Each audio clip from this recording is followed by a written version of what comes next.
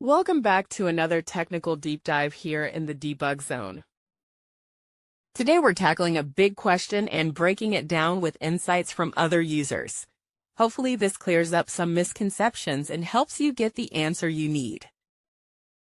So buckle up, stay a little curious, and let's jump right in.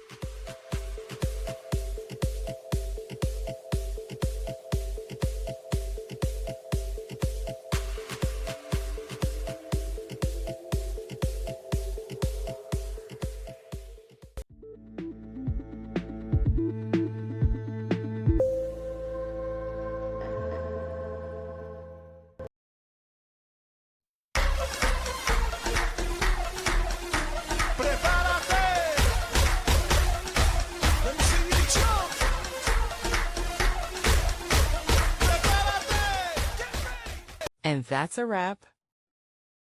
I hope you found the answer you were looking for. If you did, take a second to hit that subscribe button. It really helps out.